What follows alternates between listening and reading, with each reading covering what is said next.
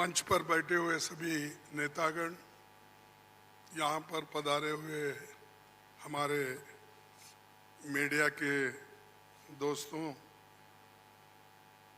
सारे नाम लेने के वजह से यही बेहतर होगा कि जो कोई स्टेज पे बैठे हैं सभी को मैं नमस्ते करते हुए अपना 4 शब्द आपके सामने रखूंगा।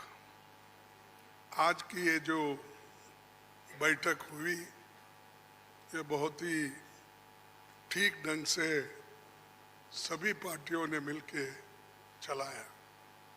इसका उद्देश्य क्या था ये तो उद्धव ठाकरे जी ने कहा है और हम इसकी कोशिश बहुत दिन से कर रहे हैं। जब मैं बेंगलोर में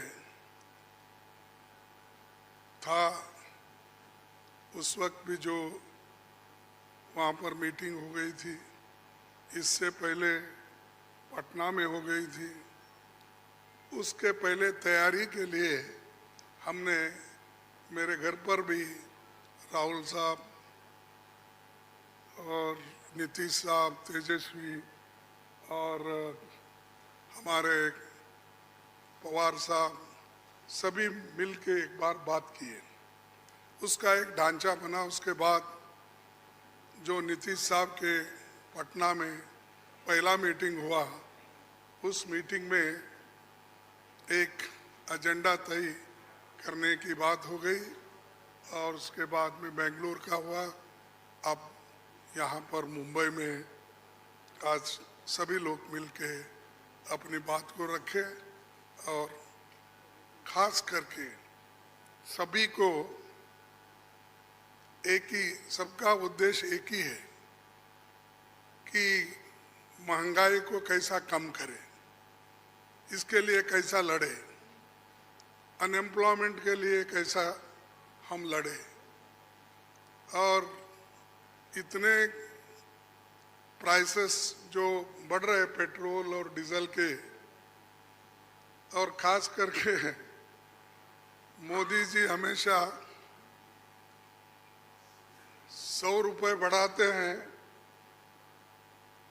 2 रुपये कम करते हैं। अब पेट्रोल की, एलपीजी की जो दाम थी वो मोर और लेस डबल हो गई, लेकिन उन्होंने उसमें से सिर्फ 200 रुपये कम किया, यानी 700 बाकी रहा। यानी पहला जो 55 रुपये में एक सिलेंडर मिलता था उसको उन्होंने अभी भी 70 रुपये में ही 70-75 में रखा, यानी कोई कम नहीं हुआ। पहले जो था उससे ज़्यादा बढ़ाए थे, उसको थोड़ा कम करके, लेकिन इससे लाखों रुपए उन्होंने कमाया।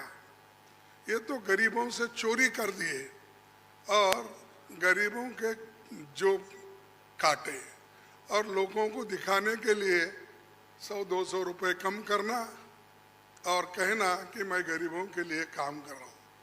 मोदी साहब गरीबों के लिए कभी भी काम नहीं करेंगे, ये यकीन मैं दिलाता हूँ, क्योंकि उनकी हमेशा यही रणनीति रही है कि गरीबों के खिलाफ काम करते हैं। बड़े बड़े उद्योगपति के साथ वो मिलजुल के चलते हैं।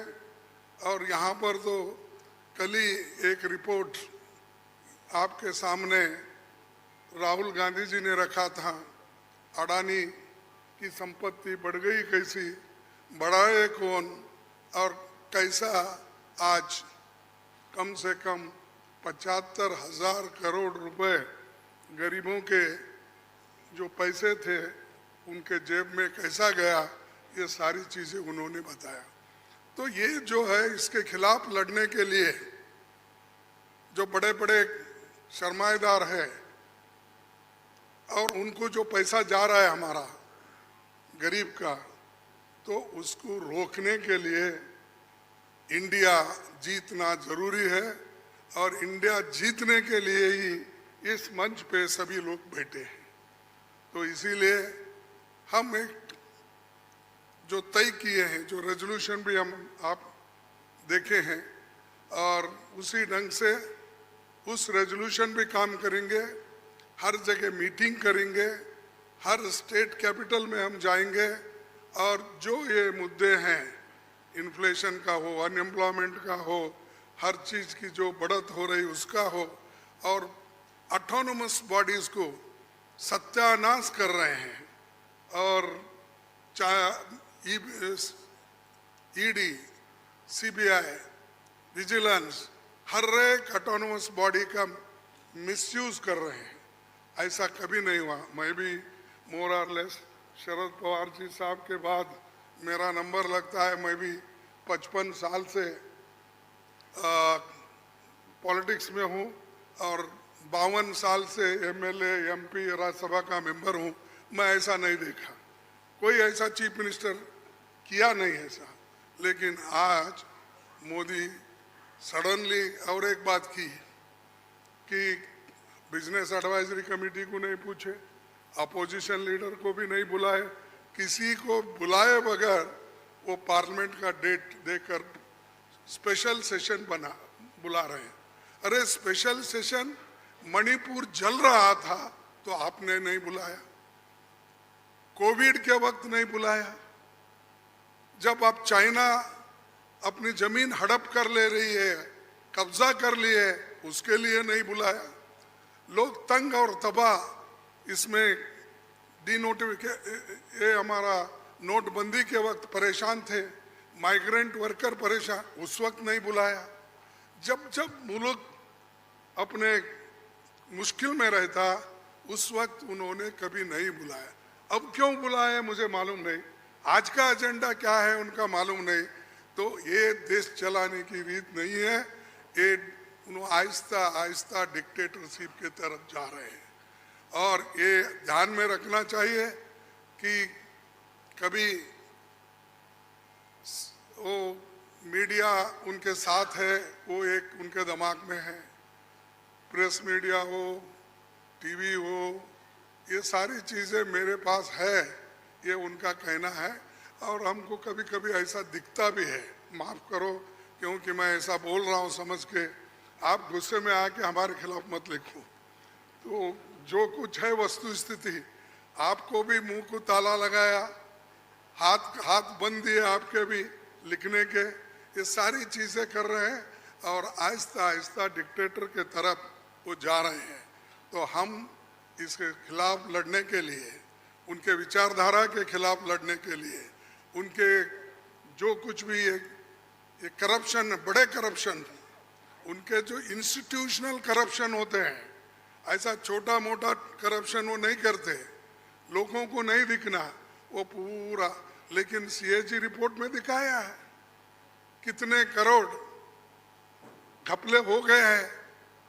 तो उनका करप्शन इनविजिबल है और वो हमेशा अपनी बात ये कहते हैं कि मैं किसी को न खाऊंगा न किसी को खाने दूंगा। लेकिन खाने तो सबको दे रहे हैं, अपने को जो चाहते हैं उनको तो दे रहे हैं, लेकिन लोगों को भूखे मार रहे हैं, लोगों को कुछ नहीं दे रहे। तो इसके लिए हम आवाज़ उठाए और उसके तहत हम काम करना है। आगे भी हमारी कहाँ मीटिंग होगी हम तय करने वाले हैं, जल्द से जल्द वो भी मीटिंग होगी। और बाकी के जो विषय हम आपके सामने रखे हैं मुद्दे, उनके ऊपर हम लड़ते रहेंगे। वो डराने की कोशिश करते हैं, हम डरेंगे नहीं, ये हमारा वायदा है। और हम हमेशा लड़ते रहेंगे और जीतते रहेंगे। और आज मुंबई में जो हमारे महाराष्ट्र विकास आघाड़ी जो ये स्टेप लेकर हमको बुलाए हैं, उद्धव जी लीड लिए हैं और बाकी कांग्रेस पार्टी और एनसीपी सभी ने मिलके ये जो एक यहाँ पर कार्यक्रम रखा और बहुत यशस्वी हुआ। इसलिए मैं उन महाराष्ट्र विकास आघाड़ी के सभी नेताओं को धन्यवाद देता हूँ और आप सभी को भी मैं धन्यवाद देता हूँ, क्योंकि आगे की और भी मीटिंग्स हैं, वो डेट टाइम सभी बताएंगे और कहाँ कहाँ मीटिंग हमारी होगी बहुत से 5-6 जगह पब्लिक मीटिंग होगी, वो भी हम आपको बताएंगे और काम करते रहेंगे और मजबूती के साथ काम करते रहेंगे। इसको ढीला करने की कोशिश मोदी जी कितना भी कोशिश करे, हम वो डरने वाले नहीं है।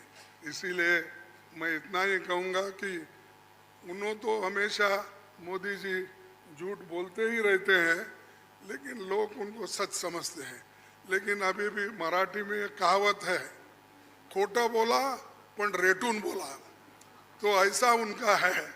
इसीलिए सब झूठ बोलते जाते हैं, लोगों में भ्रम डालते हैं, तो वो सबको हमको एक्सपोज करना है, हम करते रहेंगे। धन्यवाद।